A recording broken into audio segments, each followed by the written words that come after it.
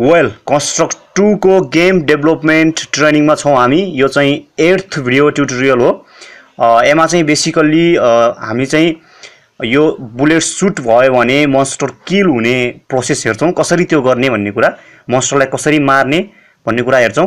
जस्तै अहिले हामीले यसलाई यही स्टेजमा रन गर्यो भने हामी यहाँ हेर्न सक्छौं गोली त गइराखेको छ, बुलेट गइराखेको छ, तर मोन्स्टर मरिराखेको छैन। अब कसरी मोन्स्टर मर्ने, गोलीले लागेपछि मोन्स्टर कसरी मर्ने भन्ने कुरा हेर्छौं। जस्तै कन्स्ट्रक्ट 2 मा जानु पर्यो।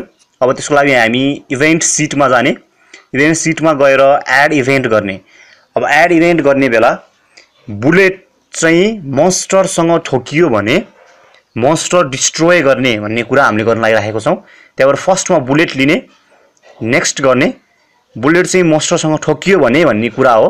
त्यहाँबाट यहाँ कोलिजनमा देख्न सक्नुहुन्छ on collision with another object. हामीले बुलेट लियौं, bullet on collision with another object click गर्ने, नेक्स्ट गर्ने।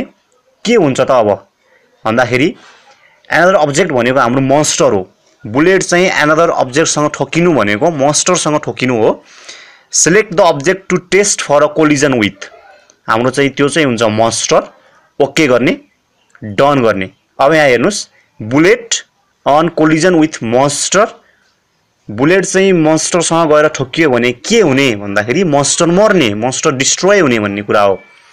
एड इभेन्ट गर्ने, मोन्स्टर डिस्ट्रोय हुने हो। त्यहाँबाट मोन्स्टरलाई क्लिक गर्ने, नेक्स्ट गर्ने। यहाँ तलतिर देख्न सक्नुहुन्छ डिस्ट्रोय लेखिरहेको छ, डन गर्ने। Bullet on collision with monster, monster destroys. अब एड एक्सन।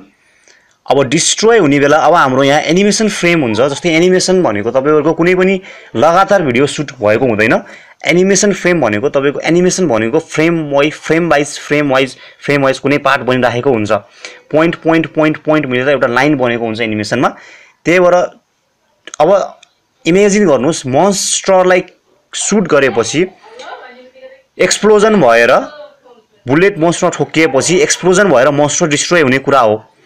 त्यही भएर बुलेटले चाहिँ एउटा नयाँ कुरा निकाल्नु पर्यो।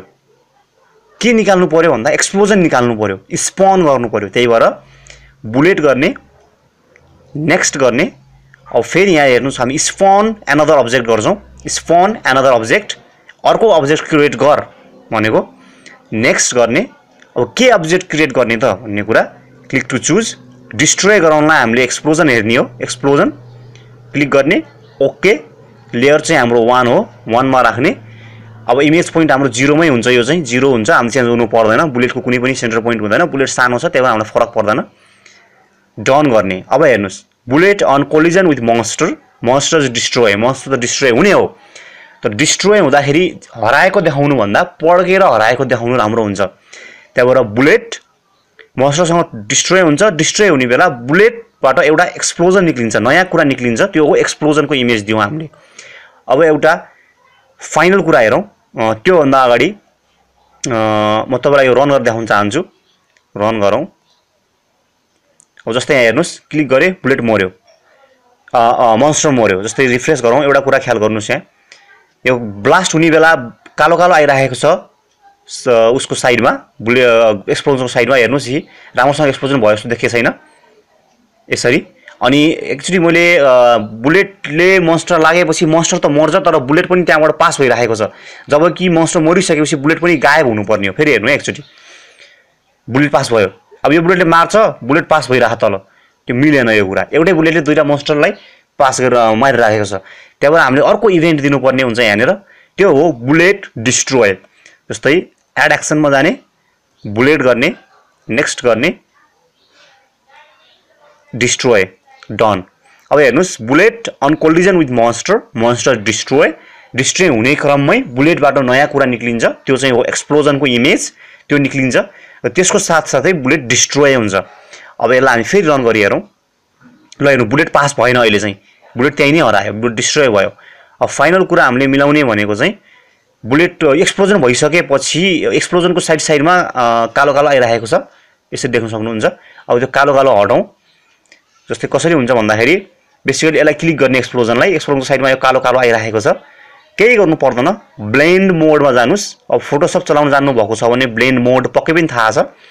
ब्लेन्ड मोडमा क्लिक गर्ने, एडिटिभ राख्ने एडिटिभ राख्यो भने यो साइडको कालो कलरहरू यो आफै हटेर जान्छ जस्तै यसलाई सेभ गरौँ अनि रन गरी हेरौँ अब हेर्नुस् बुलेट पनि पास भएको छैन मस्टर पनि मजाले मैले राखेको छ अनि त्यो कालो कालो पनि हरायो अब एक्सप्लोजन मात्रै हुन्छ जे होस् अलिकति हाम्रो गेम हेर्न लायक भएको छ बल्ल देख्नुभयो यसरी बुलेट पनि पास भएन अनि एक्सप्लोजन पनि मजाले भइरहेको छ ओके हामीले यहाँ के गर्यौं भने बुलेट चाहिँ मन्स्टरसँग कोलाइड हुने बेला मन्स्टर डिस्ट्रोय हुनु पर्यो डिस्ट्रोय हुने बेला पड्केको कुरा ल्याउनु पर्यो पड्केको देखाउनु पर्यो भने हामीले त्यो चाहिँ एक्सप्लोजन स्प्राइट युज गर्छौं हामीले एक्सप्लोजन स्प्राइट ल्याएको छौं एक्सप्लोजन स्प्राइट चाहिँ बुलेटबाट निकाल्नु पर्यो त्यहाँबाट बुलेट गर्ने स्पोन अनदर अब्जेक्ट गरेर एक्सप्लोजन चुज गर्ने त्यसै गरेर बुलेट चाहिँ एउटा मन्स्टरलाई मारेर पास भइरहेको थियो हामीले बुलेट पनि डिस्ट्रोय गर्नुपर्ने हुन्छ त्यहाँबाट बुलेट लिने अनि त्यसलाई डिस्ट्रोय गर्ने ओके यति यो भिडियो चाहिँ थियो